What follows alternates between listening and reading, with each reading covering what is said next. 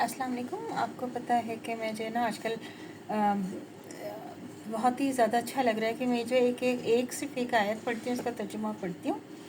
वो तो मुझे बहुत ही ज़्यादा अच्छा लग रहा है। पता नहीं आपको अच्छा लग रहा है कि नहीं, लेकिन ये ना समझने की बहुत बात होती है कि अगर हमें थोड़ी सी भी बात अगर एक ज़रा सी भी समझ में आ जाए तो बहुत ही समझें कि मेहनत वसूल हो गई। और कुरान तो हम लोग रोज़ पढ़ते हैं और उसका तर्जुमा भी पढ़ते हैं, लेकिन जब पढ़ते हैं तो वो तो आपको पता है कि सर पे से ही गुजर जाते हैं, कुछ एकदम से समझ में तो आता नहीं है। तो उसको सिर्फ पढ़ना नहीं, उसको समझना और अपनी ज़िंदगी में शामिल करने की कोशिश करना, वो आपका सबसे बड़ा जिहाद है और सबसे बड़ी नेकी वही है आपकी। तो ये जो अभी मैं हदीस पढ़ूँगी ये है सूरह अहज़ाब आयत नंबर 6। नबी मोमिनीन के साथ खुद उनके नफ्स से भी ज़्यादा ताल्लुक़ रखते हैं और आपकी बीवियाँ इन मोमिनों की माएँ हैं, यानी मुसलमानों पर अपनी जान से भी ज़्यादा आपका हक़ है और आपकी अताअत मुतलक़न और ताज़ीम बादरजा कमाल वाजिब है। इसमें अहकाम और मामलात आ गए।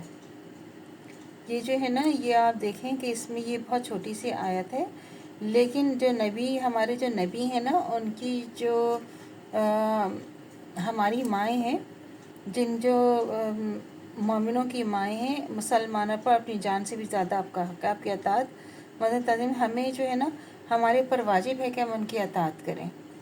और जो हमें हजूर अपने हमारे हजूर के बारे में, हमारे नबियों के बारे में जो बात बताएं, उनको हम जान लें और समझ लें और उसी की ताज़ीम करें और उनको हम जो माएँ हैं उनको माँओं का भी हम बहुत ही ज़्यादा एहतराम करें।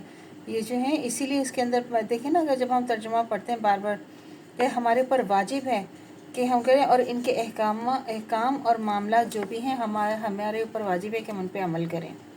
क्योंकि जब जो हमारी माएँ हैं वो तो नबियों के हर वक्त साथ थी ना, तो जो बातें उन्होंने भी समझी होंगी, जो वो बताती हैं, तो हमें हमारे ऊपर बहुत ही वाजिब है कि हम उसको सुने और समझें, उस पर के ऊपर अमल करें। फिर लोगों को अपने रसूल बरहक और हादी दीन मुबीन सल्लल्लाहु अलैहि वसल्लम के अतबा के लिए इस तरह हुक्म फरमाया। अब ये है सूरह हशर की आयत नंबर 7। ये आप देखें सूरह हशर की आयत नंबर 7 कि तुम लोगों के लिए रसूल अल्लाह की ज़ात में एक उम्दा नमूना था और हमेशा रहेगा। और रसूल तुमको जो कुछ दे दिया करें वो ले लिया करो, और जिस चीज़ के लिए तुमको रोकें उसे रोक दें, और बिलअमूम अल्फाज ये कि वह फारका में तुम रुक जाया करो।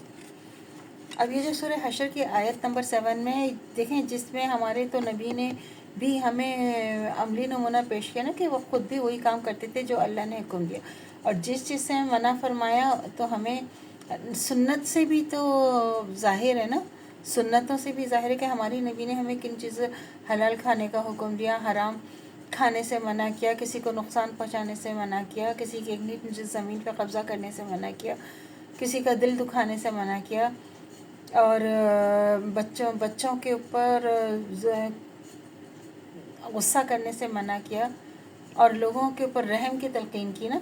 उन्होंने जो हमें बताया कि सिर्फ हलाल काम हमने करना है, जो है जो अल्लाह ताला का हुक्म है सिर्फ उससे, और जिस चीज़ को उन्होंने मना कर दिया है तो उससे हमने रुक जाना है। ये नहीं कि जो हमें मना है उसको हम करते जाएं और हम कहें कि नहीं ये तो इससे तो कुछ भी नहीं होता। तो ये जो हदीस है ना, ये है तो बहुत छोटी सी हदीस, लेकिन इसके अंदर इतना कुछ है कि जो उन्होंने एक नमूना पेश कर दिया वो है और हमेशा रहेगा। अल्लाह से दुआ करनी चाहिए जो हमारा ईमान है मर्तदम तक़ायम दायम रहे, ख़ात्मा बिल खैर ईमान पर हो। इजाज़त दीजिए, अल्लाह हाफ़िज़।